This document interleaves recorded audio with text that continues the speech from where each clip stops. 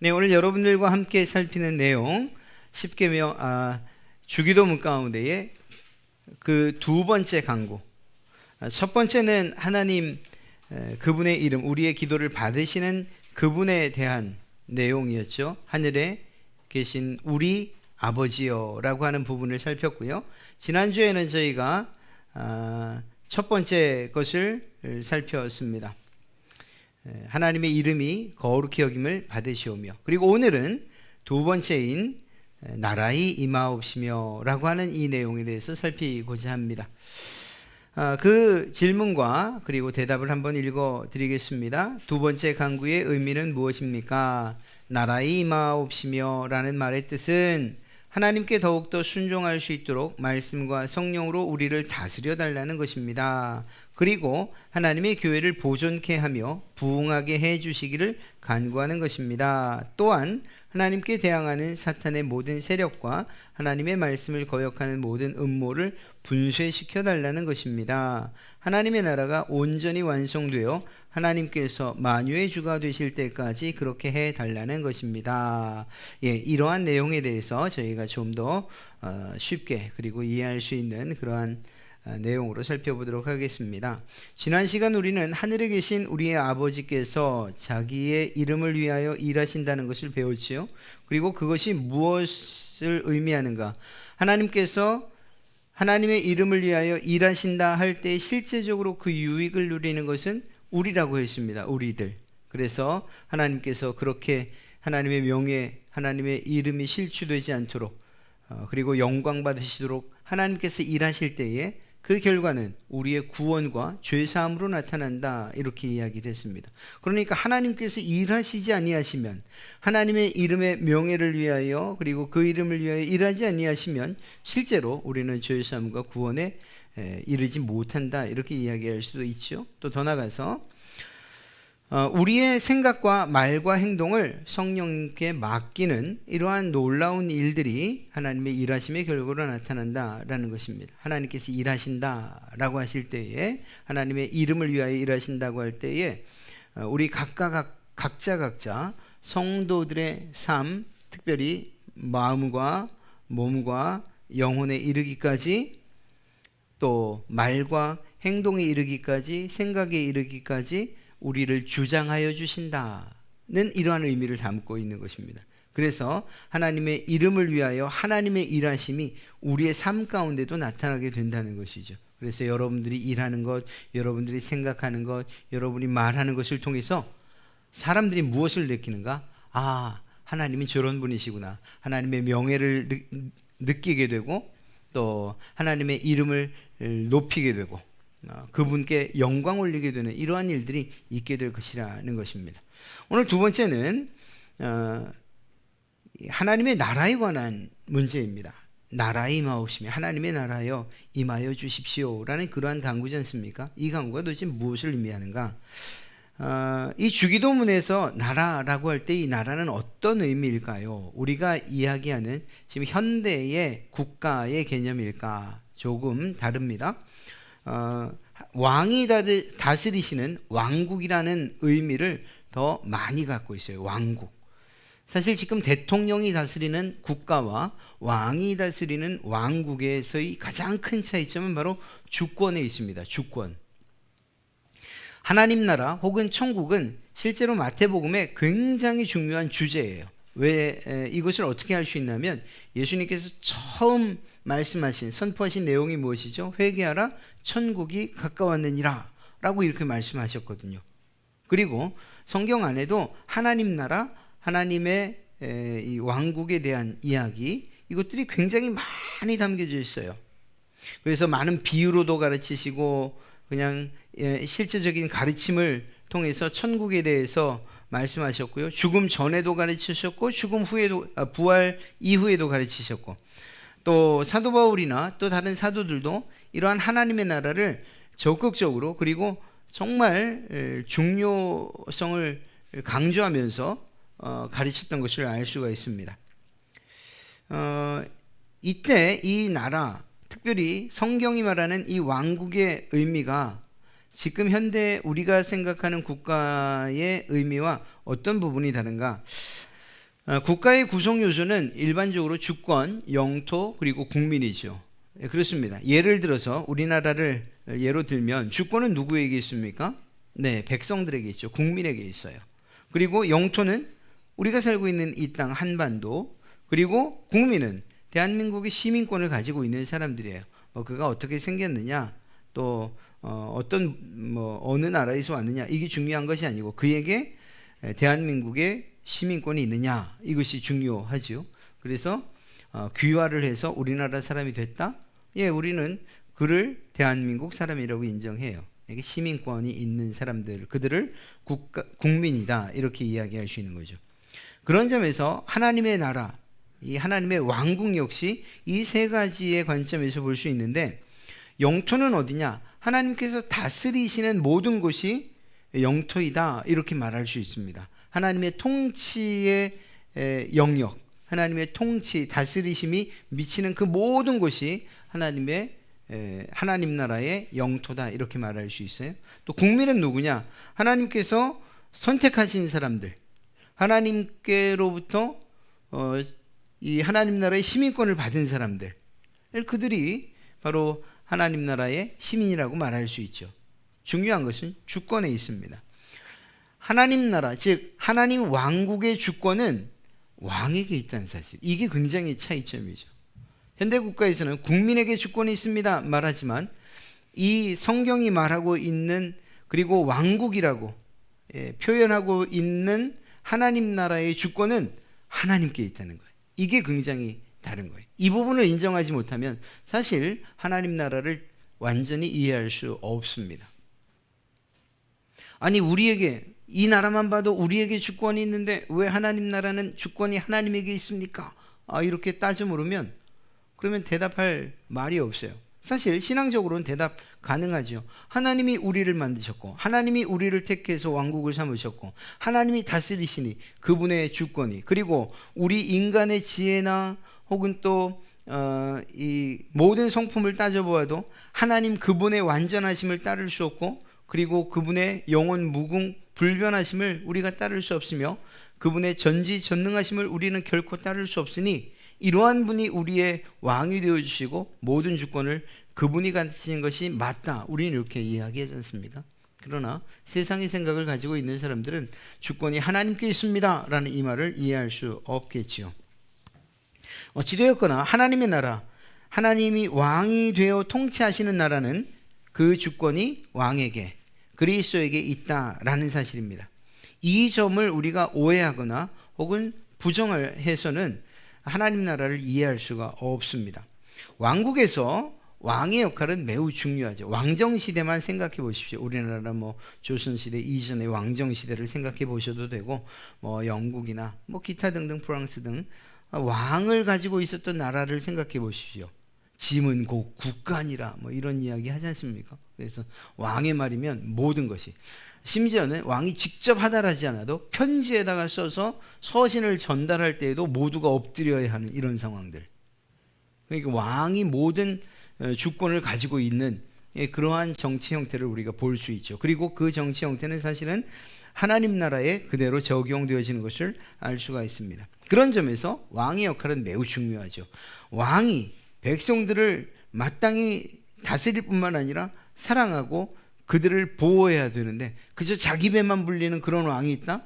그러면 그 나라는 정말 도탄에 빠지는 거예요. 침략, 그리고 심지어는 백성을 버리고 도망가는 일 생기는 거죠. 그러다가 나라가 사라지기도 합니다. 그렇게 볼 때에 그 주권이 왕에게 있다라고 하는 것, 권리만 가지고 계신 것이 아니라 그 권리를 가지고, 주권을 가지고 계신 그분께서 그분의 모든 능력을 사용하여 당신의 백성들을 지키신다는 것까지 우리는 알아야 되는 거죠. 그리고 그러한 능력이 충분히 있으신 분이 하나님이시라는 사실을 우리는 믿습니다. 그렇기 때문에 하나님에게 주권이 있습니다, 우리의 모든 주권은, 하나님 나라의 주권은 하나님에게 있습니다 라고 이야기하고 그렇게 고백하는 것이 별로 어려운 일은 아니에요. 왜? 세상 사람 왕과 같지 않게 하나님은 온 우주를 만드시고 그리고 당신의 백성들을 끝까지 책임지시는 분이시기 때문에 그분에게 주권이 있는 것이 오히려 우리에게 유익이 된다라는 사실이죠. 이렇듯 왕국에서 왕의 역할은 매우 중요해요. 그리고 어떤 점에서 영토나 혹은 그 백성에 대한 결정을 왕이 하기 때문입니다.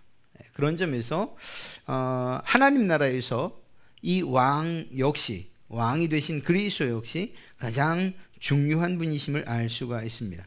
그래서 오늘 우리가 나라 임하옵시며 하나님의 나라여 임하여 주시옵소서라고 하는 이 기도의 제목을 우리가 좀 더 잘 이해할 수 있게 바꿔보면 이렇습니다. 하나님 나라여 임하옵소서, 하나님의 왕국이여 오시옵소서, 즉 왕이여 오시옵소서, 이렇게 이해할 수 있는 거예요. 그런 점으로 볼 때에, 그렇게 볼 때에 성경은 하나님의 왕국과 그리고 왕 되신 그리스도를 동일하게 여기고 있다는 사실, 역시 우리가 앞서 말한 왕을 오게 하여 주시옵소서, 왕이여 오시옵소서라고 이야기할 수 있는 근거가 되는 거죠. 성경은 하나님 나라와 그리고 그 하나님을 거의 동일한 것으로 여기고 있습니다. 자, 성경을 보니 하나님께서는 끊임없이 하나님의 왕국을 세우시려고 했던 것을 알 수가 있어요. 그리고 그 방법은 때로는 선지자를 통해서, 때로는 사사들을 통해서, 때로는 왕들을 직접 세우시는 것을 통해서 하나님의 왕국을 세우시려고 하는 그러한 시도들을 끊임없이 해 오셨어요. 구원자나 선지자를 보내기도 하셨지요. 모세를 통해서 애굽 나라에서, 애굽이라고 하는 이집트에서 당신의 백성들을 구원해내셨고, 그리고 그들을 당신의 나라 그리고 백성으로 삼으셨어요. 하나님의 왕국을 모세라고 하는 이러한 선지자 혹은 구원자를 통해서 세우시려고 했던 거죠. 또한 가나안 땅에 마침내 들어갔을 때에는 사사들을 계속해서 보내셨어요. 그렇게 하나님의 나라를 세워가려 하셨죠. 그리고 왕을 직접 세우시기도 하고 또 기름을 직접 부으시기도 하셨어요. 지금 누가 왕이 있고 없고의 문제는 아니에요. 사울 왕이 있었지만 다윗에게 기름을 부었지요. 그러니까 하나님의 주권대로 하나님의 나라에 합당한 왕을 하나님이 세우시는 거예요. 그래서 하나님의 왕국을 이루려고 하셨습니다. 그런데 어떻게 됐습니까? 결과적으로는 사람들의 불순종으로 인해서 하나님의 왕국이 사실은 바벨론의, 아수르의 포로가 되어지고 무참히 패하는 이러한 결과를 갖게 되죠. 그리고 시간이 흘러 마침내 예수 그리스도께서 이 땅의 왕으로 오셨어요. 이유가 뭘까요? 우리가 지금까지 살펴본 대로 하면 하나님의 나라를 세우시려고, 하나님의 왕국을 세우시려고 예수 그리스도께서 이 땅에 오신 것입니다. 그렇기 때문에 회개하라 천국이 가까웠느니라 라고 하는 이 말은 예수 그리스도께서 하실 수 있는 선포였던 거예요. 하나님의 왕국이 시작되었습니다. 누구로부터?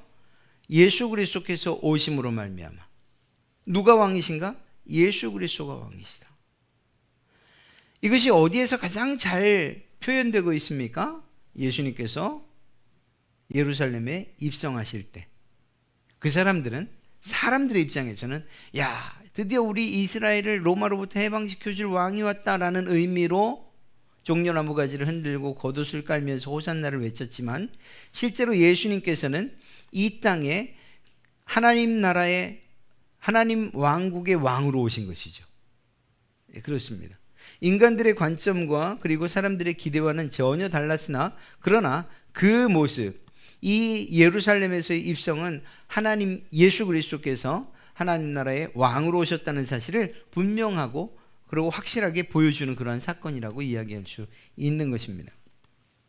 그렇게 하나님의 왕국이 예수님의 오심으로 말미암아 시작된 것이죠. 자기의 백성을 구원하시기 위해서 예수님께서 무엇을 하셨습니까? 친히, 왕이심에도 불구하고 친히 십자가에 못 박혀 죽으셨죠. 그렇게 구원 사역을 이루셨어요. 여러분, 이것은 아주 중요한 사건이에요. 우리가 이 구원의 사건을 어떤 관점에서 이해를 하느냐 한번 생각해 보십시오. 아마 이미 그렇게 생각하고 계신 분들이 많을 거예요. 우리가 누구의 소유였습니까? 누구의 나라 백성이었습니까? 우리는 사탄의 나라, 또 사탄을 왕으로 사탄이 왕인 나라의 백성이었어요. 범죄함으로 말미암아 그의 백성이 아닌 사람들이 없었어요. 마치 이스라엘 백성들이 애굽에 종사를 했던 것처럼 우리는 사탄의 소유였어요. 말하고 싶지 않지만 악한 나라의 백성이었어요. 우리는 그랬어요. 그런데 우리가 그 자리로부터, 그 나라로부터 옮겨져 하나님 나라의 백성이 되고 하나님 왕국의 백성이 될 수 있었던 이유가 무엇이냐? 속량이라는 그러한 표현을 쓰는데 그 의미를 생각하면 쉽습니다. 예수님께서 사탄의 나라에 있던 당신의 백성들을 사오신 거예요. 사서 오신 거예요. 값을 주고 사서 오신 거예요. 그래서 속량이라는 표현을 쓰는 게 바로 거기에 있어요. 값을 치렀다는 의미에. 무엇으로 값을 치르셨습니까? 당신의 피값으로. 그러니까 소유권이 완전히 바뀐 거예요. 여러분이나 저는 예전엔 사탄의 소유 아래 있었지만 예수님께서 우리를 위해 십자가에 흘리신 그 보혈, 그리고 또 그 보혈로 우리를 사셨고 우리는 그 사실을 믿기 때문에 그 믿음으로 말미암아, 그리고 그 보혈의 능력으로 말미암아 이제는 우리의 소유권이 하나님께로 바뀐 거예요. 하나님 나라의 백성이 된 거예요.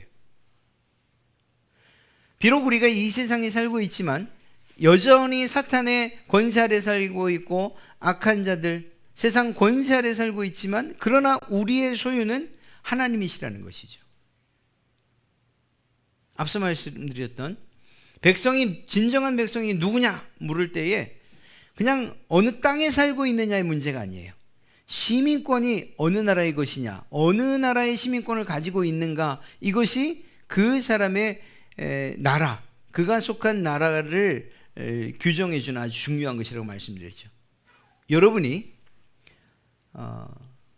뭐 일본을 가시든 미국을 가시든 뭐 저 아프리카를 가시든 동남아를 가시든 여러분들은 그 나라에 있기 때문에 필리핀 사람이라고 말하지 않고 미국 사람이라고 말하지 않고 일본 사람이라고 말하지 않아요.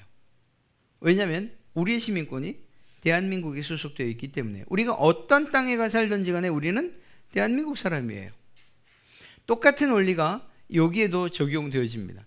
이 세상은 아직은 여전히 사탄의 아래, 그리고 세상 권세 잡은 자에 소속되어 있는 땅이에요. 여기에서 완전한 평화를 이룰 수도 없고 이 땅에 완전한 하나님의 나라가 지금 현재 이루어지지 않았어요. 그러나 그것과 상관없이 우리가 비록 발을 이 세상에 붙이고 살지만 여러분들의 시민권이 어디에 있다고 선포하고 있습니까? 사도 바울이 하늘에 있다. 우리는 하나님 나라의 시민들입니다. 그리고 우리에게 있는 시민권이 하늘의 것입니다 라고 이야기하고 있지 않습니까? 그렇기 때문에 우리가 세상에 살고 있다, 어디에 살고 있다, 이것이 중요한 것이 아니고 우리가 사는 곳이 정말 열악하고 죄된 세상이라 할지라도 우리는 여전히 하나님께 속한 자들이고 하나님 나라 왕국의 백성들이다, 이렇게 이야기할 수 있다는 것입니다. 그리고 그 일을 무엇으로 말미암아? 예수님의 피로 속량하여 주심으로 말미암아 우리가 하나님의 백성이 된 것이죠. 이것으로 끝나지 않으셨어요. 이렇게 십자가 사건을 통해서 여러분들을 사셨을 뿐만 아니라 지금은 하늘에 오르셔서 하나님 보좌 우편에 앉으셔서 진정한 왕이 되셨습니다. 이제는 하늘에서 우리를 다스리시고 통치하신다는 사실이에요. 이때의 통치는 천사들, 하늘에 속해 있는 천사들, 그리고 또 성도들 뿐만 아니라 이 땅에 있는 모든 만물들까지도 다스리시는 그러한 분이시라는 사실입니다. 이젠 진정한 왕으로서 통치하시는 거예요. 사람에게 붙잡혀 고난당하시는 그러한 고난의 왕의 모습이셨으나 그러나 부활 승천하심으로 말미암아 더 이상 그러한 고난과 그리고 또 이 인간의 권세와 힘에 굴복하지 아니하시는, 사실 상대가 되지 않지만 말입니다, 그러한 완전하신 왕으로서 통치하고 계시는 것이죠. 그리고 마침내 성경에서 기록하고 있는 대로 마침내 주께서 철장 권세를 가지고 이 땅에 다시 오시는 그날은 모든 악한 세력을 정말 부수시고 그리고 심판하시는 그날이 올 것이라는 것입니다. 그때에 모든 악한 세력들은 무저갱으로 던져질 것이고 그를 추종하던 악한 세력들과 그의 백성들은 지옥불에 떨어지게 될 것이라고 성경은 이야기하고 있는 거예요. 그때는 하나님을 대적하거나 우리의 왕이신 예수 그리스도에게 반기를 드는 그러한 어떤 무리도 없을 것이며 하나님의 백성, 하나님을 왕으로 삼아 살기로 작정하고 하나님의 백성된 바로 그들과 함께 새하늘과 새 땅에서 영원한 삶을 살게 될 것이라는 사실을 성경이 이야기하고 있는 것입니다. 그러니까 성경이 처음부터 마지막까지 무엇에 대해서 이야기하고 있습니까? 하나님의 왕국, 하나님의 왕국의 건설을 이야기하고 있는 거죠. 또 다른 면으로 이야기하면 하나님께서 임마누엘, 즉 하나님께서 늘 함께 계시고자 하시는 이 사건들이 성경의 역사에 전체에 기록되어 있는 내용이에요. 마침내는 하나님께서 함께 하시죠.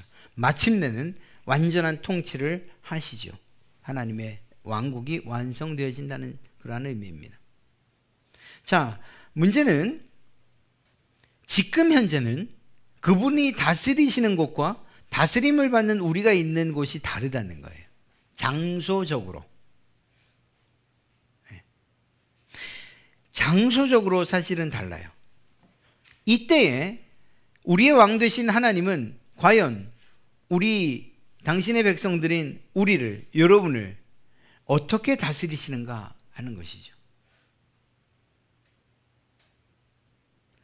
오늘 그 이야기에 대해서 하이델베르그 요리문답은 이렇게 대답하고 있습니다. 말씀과 성령으로 다스리십니다. 비록 지금은 공간적으로 구분되어서 하늘에 계신 그 주님께서, 우리의 왕 되신 주님께서 우리를 통치하시는데 어떻게 다스리시는가? 내려오시지 아니하시고 여전히 하늘 보좌 우편에 앉아 계시고 우리는 이 땅에 있는데 그분의 통치는 우리에게 어떻게 임하는가? 이런 생각을 가질 수밖에 없죠. 그때에 무엇이라고 이야기하고 있는가? 말씀으로 그리고 성령으로 우리를 통치하신다. 아까 말씀드렸죠.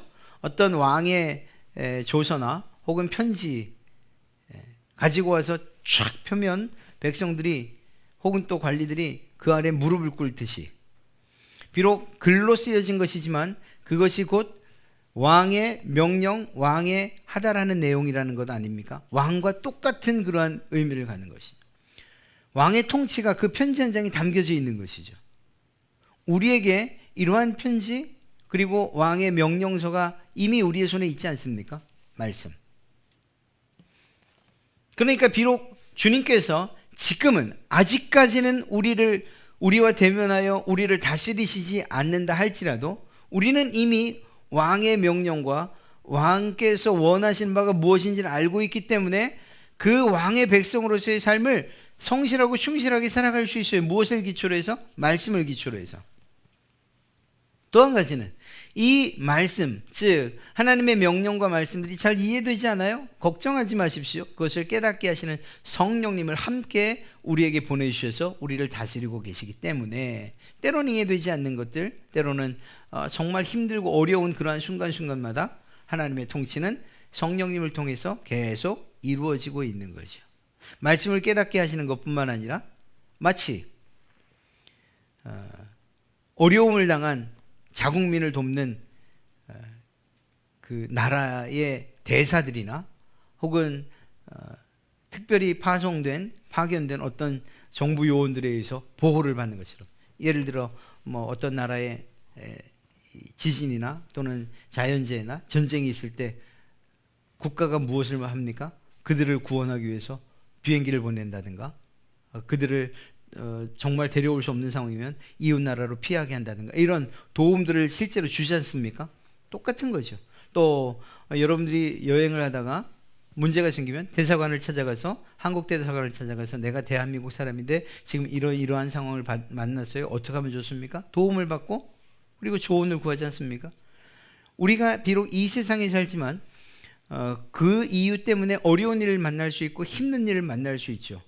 어떻게 처리해야 될지 모를 때가 있어요. 그때 우리에게 대사관과도 같고 또 우리를 위해서 특별히 파견된 정부 요원과도 같은 그러한 분이 바로 성령님이신 거예요.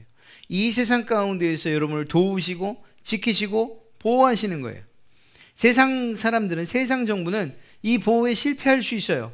우리가 애를 썼습니다만 정말 비극적으로 끝나는 일들이 실제로 있어요. 그러나 하나님은 실패하지 않으십니다. 하나님이 여러분들을 끝까지 책임지고 완전하게 책임지셔요.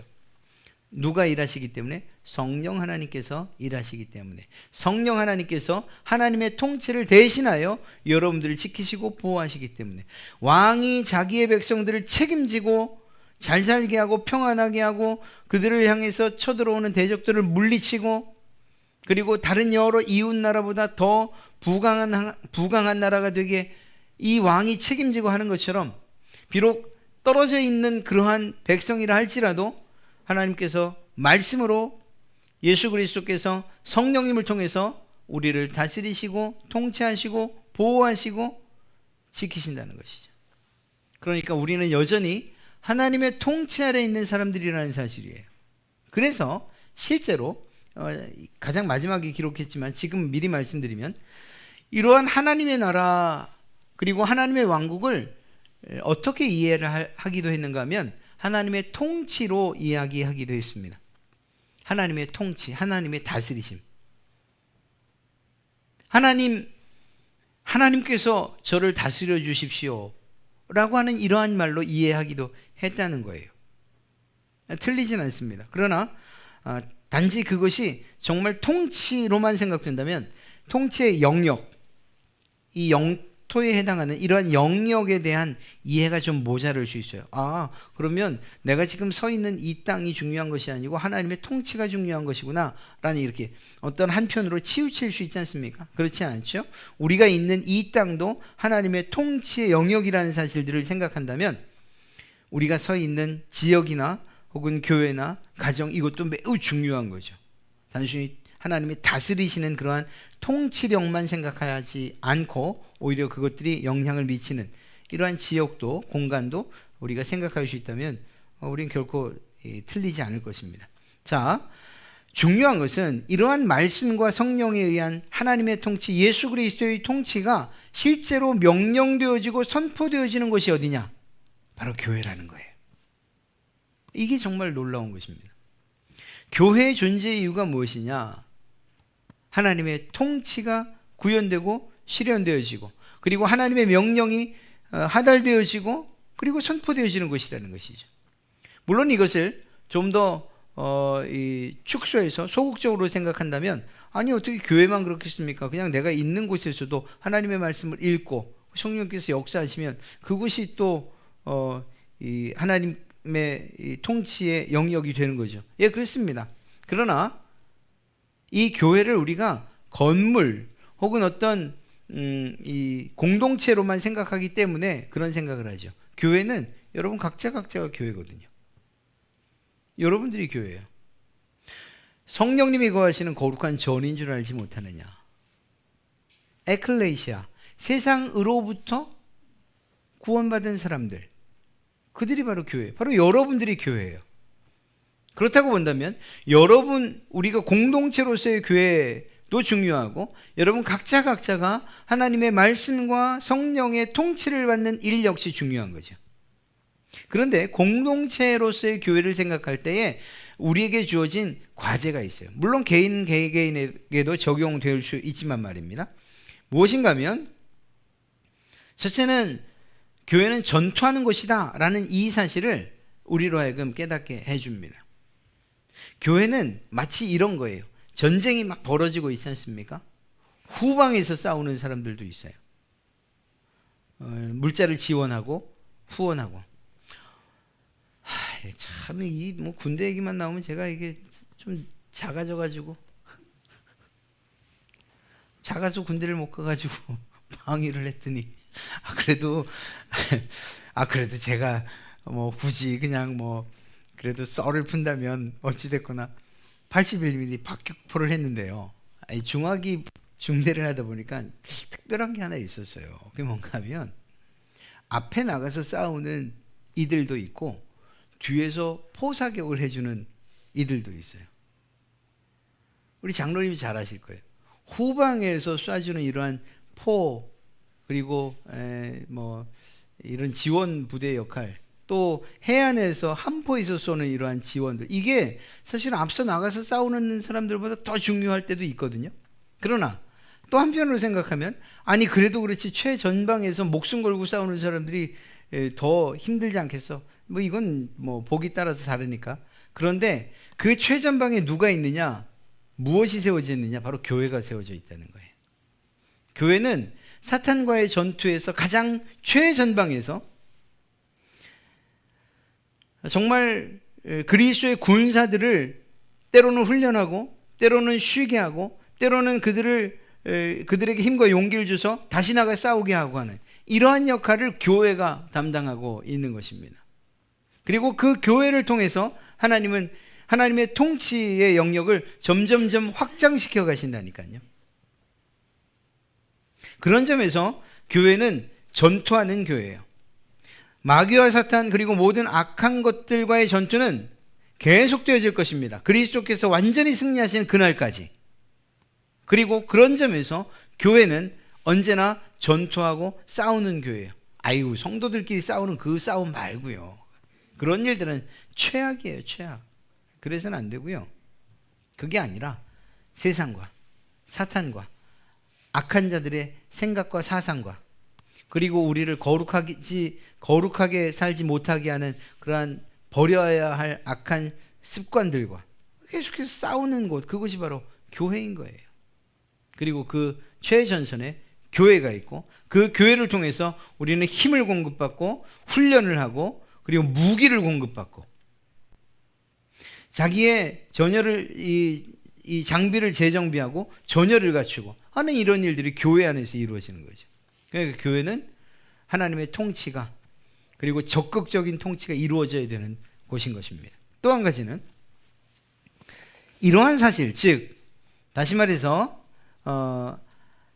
하늘에 있는 영광의 왕국과는 다르게 이 세상이 사탄의 세력 아래에 있기 때문에 싸워야 된다는 사실을 인식하지 못한다면, 아니 우리가 이렇게 조용한데 이렇게 평화한데 뭘 싸워? 라고 그렇게 단지 눈에 보이는 이러한 현상만을 가지고서 전투적인 교회의 의미를 우리 스스로 퇴색시킨다면 결코 우리는 하나님 나라의 오심을 위해서 기도할 수 없다는 거예요.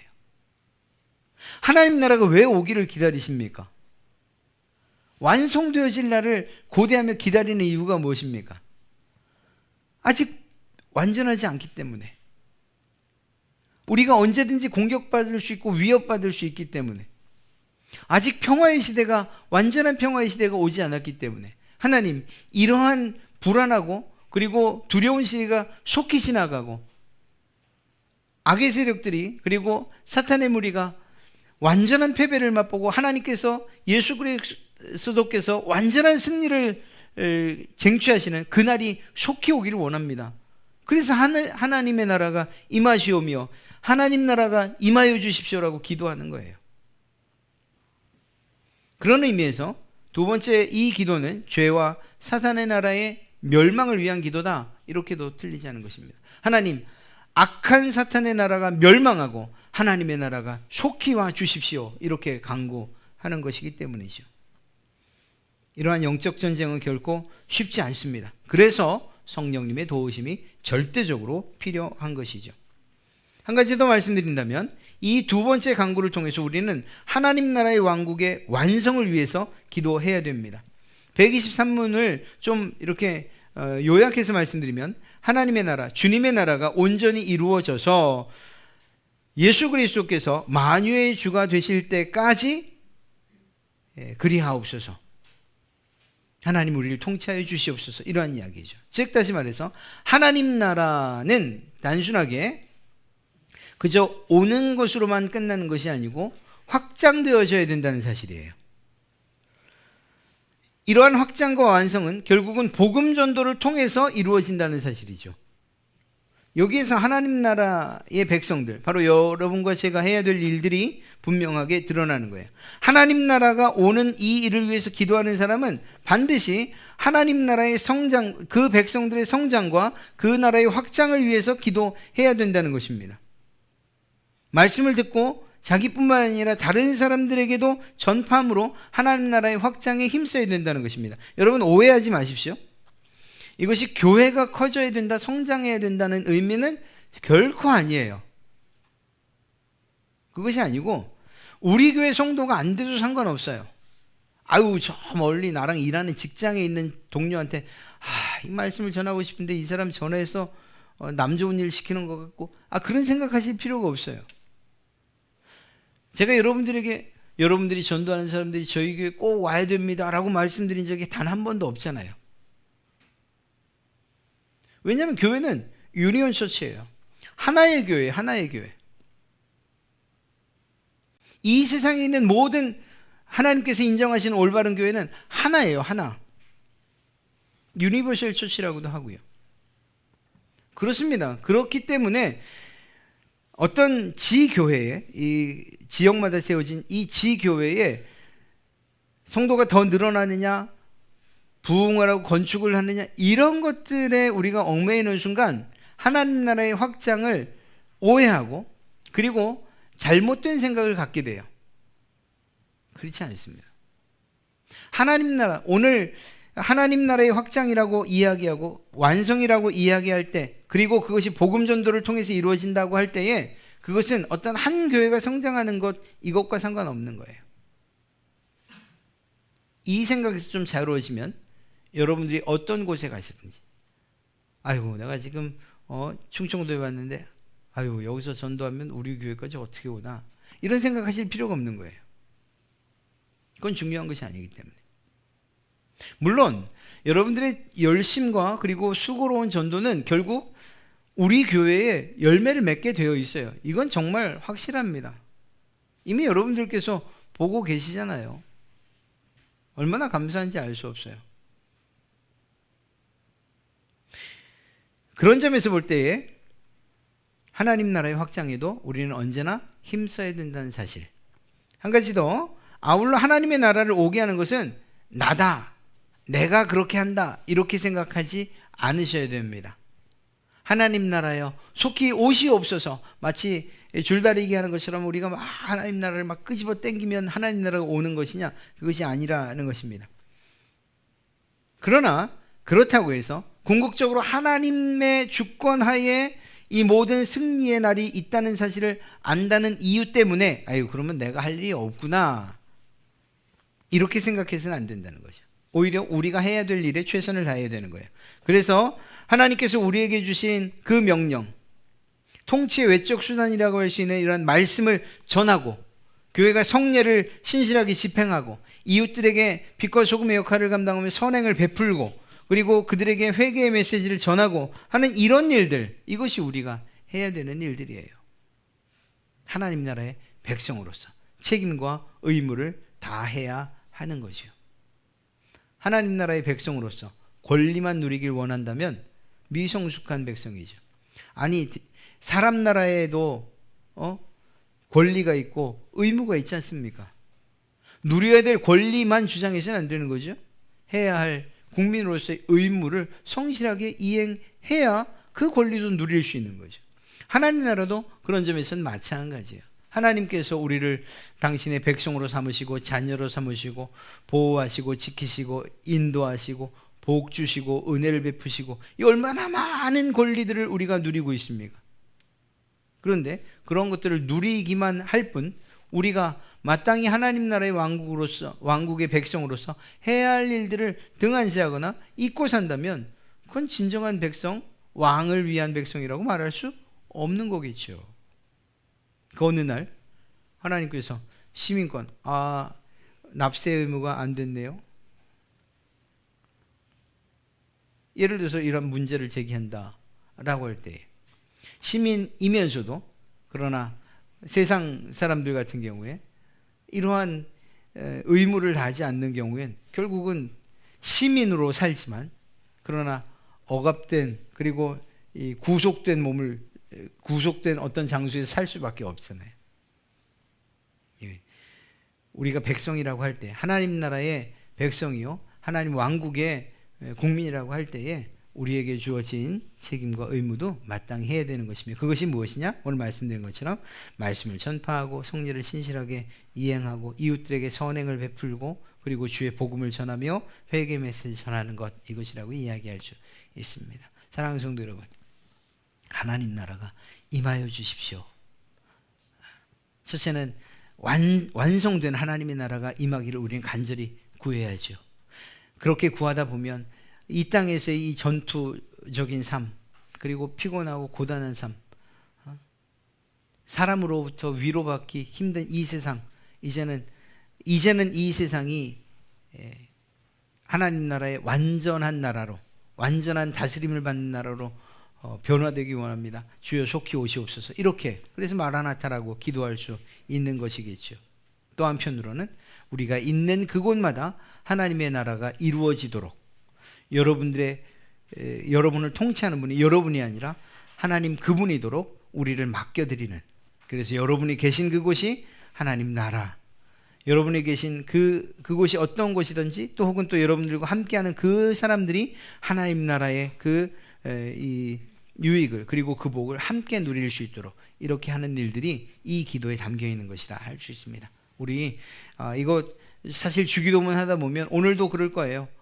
번갯불에 콩고 먹듯이 쭉 언제 하나님 나라에 임하옵시 하나님 나라가 임하기를 기도했지 이렇게 생각될 거예요. 그러니까 이젠 떼어서 기도하세요. 떼어서 주기도문은 주기도문대로 하시고요. 여러분들이 오늘 말씀이 생각나면 하나님의 나라가 이 땅에 속히 임하여 주시옵소서.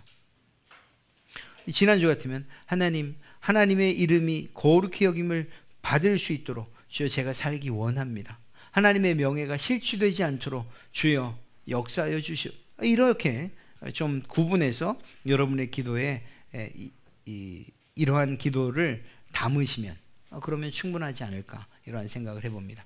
오늘 하나님의 나라와 그분의 통치에 대한 이야기 완전하진 않지만 그러한 이야기를 했습니다. 여러분이 계시는 그곳에서 하나님의 통치 완전한 통치를 받으시고 그럼에도 불구하고 부족하고 또 모자란 것들이 많잖아요. 그리고 억울한 것들도 많고요. 그래서 우리는 끊임없이 하나님의 오심 예수 그리스도의 다시 오심을 기대하고 그분께서 철장 권세를 가지고 마침내 하나님의 왕국을 이루실 것들을 소망하면서 그렇게 살아가야 할 줄로 믿습니다. 이러한 믿음을 가지고서 하나님의 승리, 예수 그리스도의 승리를 선포하며 나가시는 그러한 여러분 되시기를 주님의 이름으로 축복합니다.